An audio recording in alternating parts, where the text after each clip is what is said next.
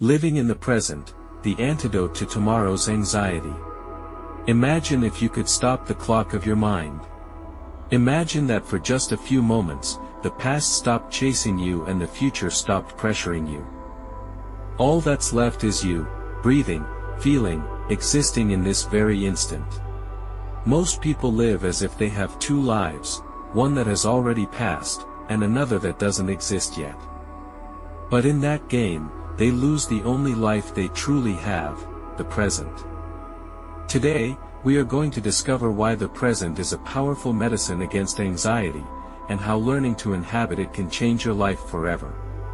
The myth of the two lives, the journey to nowhere.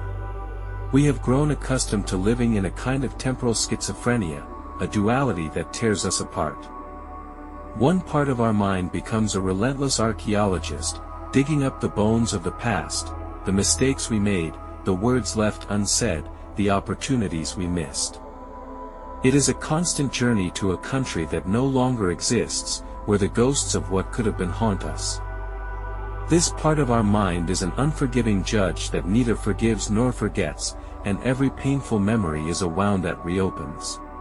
The other part of our mind transforms into an anxious prophet, trying to predict every storm and planning every step in a future that is, by its very nature, uncertain. It is a builder of castles in the air, a mind that lives with its suitcase always packed for a trip that may never come. It worries about tomorrow's work, next month's bills, next year's crisis. And in this game of mirages, the future becomes a projection of our deepest fears. And in the midst of this coming and going, life, real life, the one that manifests in the coffee cup you hold, in the sound of a bird singing at the window, in the feeling of the air on your skin, fades away. This constant migration of the mind is the primary cause of our anxiety. Anxiety is nothing more than the imagination running wild toward a catastrophic future. It's a horror movie that exists only in our heads, one that convinces us, for a moment, that it is reality. The only life we truly have, the present, becomes a mere toll booth, a bridge we must cross to get somewhere else. But if we aren't present to cross the bridge, how will we know that we've arrived? Seneca, the great Stoic philosopher, expressed it masterfully: the wise man never wishes to flee from life. And the only way not to flee from life is to inhabit the moment, not to escape into the past or the future. And what happens when we ignore the present?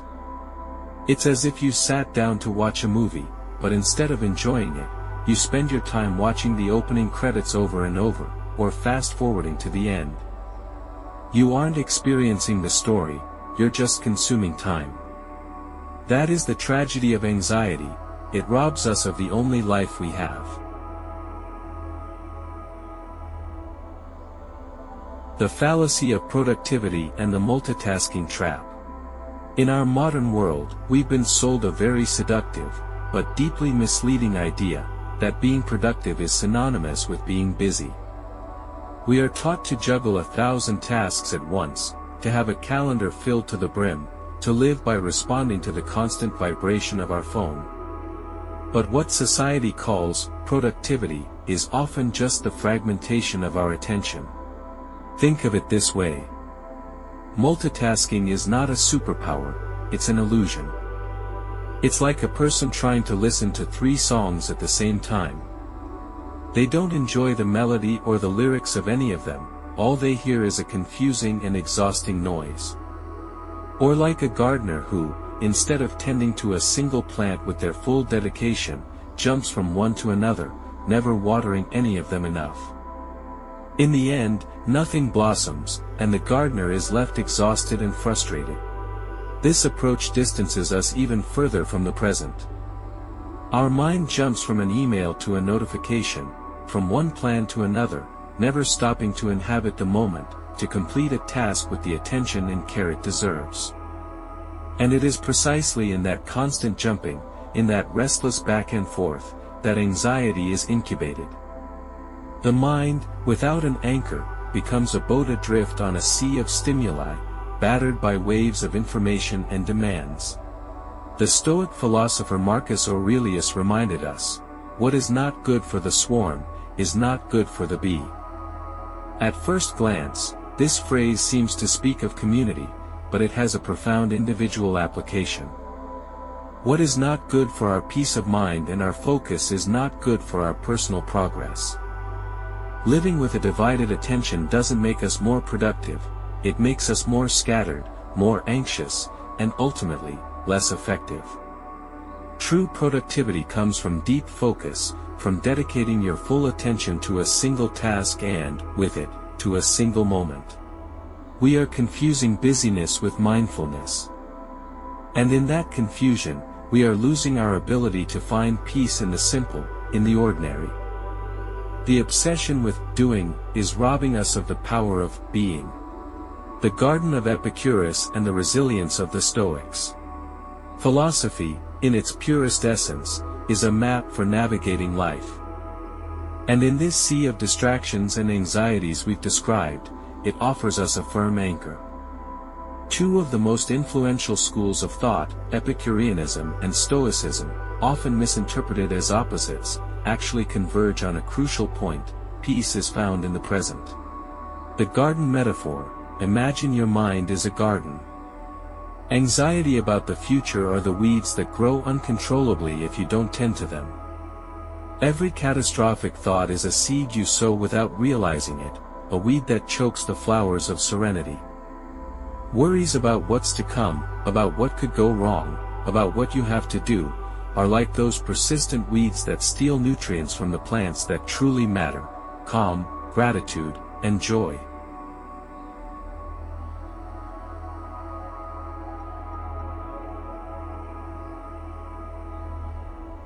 The Epicureans, who are often credited with the pursuit of pleasure, actually understood that the greatest pleasure was not indulgence, but the absence of disturbance, what they called ataraxia. For them, true pleasure was found in simplicity: a meal with friends, a deep conversation, the tranquility of not fearing the future. For Epicurus, the key to a thriving mental garden was to uproot fear and worry. The Stoics, on the other hand, had a different but equally effective approach. They didn't avoid pain or worry, they faced it head-on, but they did so in the present. Seneca tells us, "It is expectation that harms us, not what actually happens to us." Anxiety is not caused by the future, but by our anticipation of the future. It is the imagination building an ordeal that, in most cases, never arrives.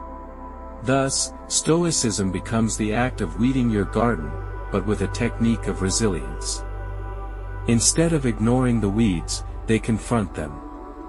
The Stoic practice of negative visualization, which we will discuss later, does not seek to generate fear, but to prepare the mind for adversity. By recognizing the impermanence of everything, health, relationships, material security, the Stoic learns to value the now. They appreciate what they have in this moment because they know it might not be there tomorrow. Both paths, the Epicurean and the Stoic, though different in their approach, point to the same truth: tranquility is found in the present.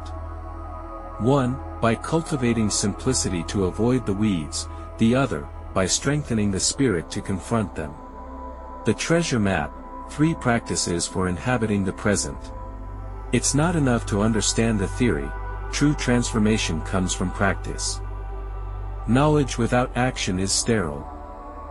That is why we are now going to explore 3 concrete tools you can use to anchor your mind in the present, like a ship dropping anchor in a safe harbor to withstand the storm. They are like a treasure map, and the treasure is the peace that can only be found in the now.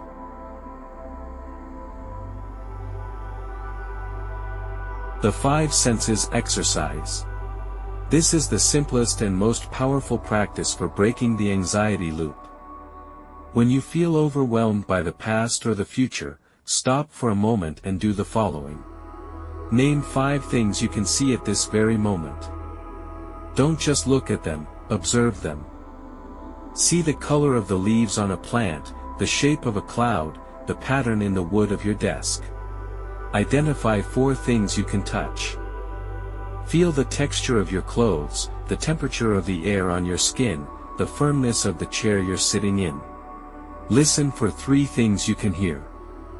The hum of a fan, the sound of your own breathing, a bird singing in the distance. Notice 2 things you can smell.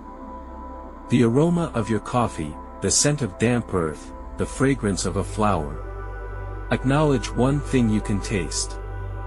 The sensation of your tongue, the taste of your own saliva, or if you have something on hand, the taste of a drop of water. This simple act forces your mind out of the loop of abstract thoughts and reconnects it with the tangible reality around you. It's an instant reset for your nervous system, an anchor that brings you back to the only moment that truly exists. 2. The Stoic meditation of negative visualization. Unlike anxiety, which is an irrational fear of what might happen, Stoic negative visualization is a conscious and rational exercise. The goal is not to generate fear, but appreciation for what you have. The Stoics invite you to ask yourself questions like, what if I lost my job today? How would I feel if this morning were the last time I saw my loved one? What if tomorrow I lost my health and my physical abilities? The purpose of this is not to live in terror, but to recognize the impermanence of everything we value. By confronting the possibility of loss, the present becomes infinitely more valuable. You don't worry about the future because you realize that the only thing you have is this moment. It teaches you not to take anything for granted and to appreciate the life you already have, instead of living in a constant search for what you lack. It is a way of weeding your mental garden, of confronting fear in a safe environment so that it loses its power over you. 3. Conscious breathing. Breath is the bridge between our body and our mind.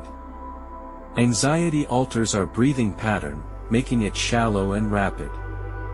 The simple act of focusing on your breath can calm your nervous system and bring your mind back to the present. You don't have to meditate for hours. 5 deep breaths are enough. A very effective and easy to remember technique is the 4-7-8 breathing method. Inhale through your nose for a mental count of 4. Hold your breath for a count of 7. Exhale through your mouth for a count of 8. This simple pattern, when repeated a few times, is a powerful tool that you always carry with you. Conscious breathing is the ultimate anchor. It's always there, in your body, ready to bring you back to the home of the present. Now that you have these 3 tools on your map, there's only one thing left to do: begin the journey. In the final part of this video, we will bring all these points together to find peace in the only place it has ever been, the now. Conclusion: the present as your only home. We have reached the end of our journey, a journey back home. Because the past is a lesson, not a chain. The future is a potential, not a threat. And the present, this very moment, is your home. Anxiety for tomorrow is a prison we build with our own thoughts, a castle in the air that holds us captive. But we hold the key in our hands, and that key is mindfulness, the awareness that life is not lived in memories or fantasies, but in this very instant. True freedom is not the absence of problems, but the ability to live fully in spite of them. I invite you, starting today, to make a pact with yourself. A pact to inhabit your life, not just pass through it. Observe the texture of things, feel the temperature of the air, listen to the sounds that surround you. And when your mind tries to escape to the future or the past, gently guide it back to the only reality that matters, the now. Because peace is not a place you travel to, it's a state you anchor yourself in. And it is cultivated, one moment at a time, in the garden of your present. Thank you for joining us on this journey to the heart of tranquility. If this message resonated with you, I invite you to hit the like button, subscribe to the channel to continue exploring the path of Stoic spirituality, and leave your comment below. Of the 3 tools we've explored, which is the first one you're going to apply in your daily life? See you in the next video.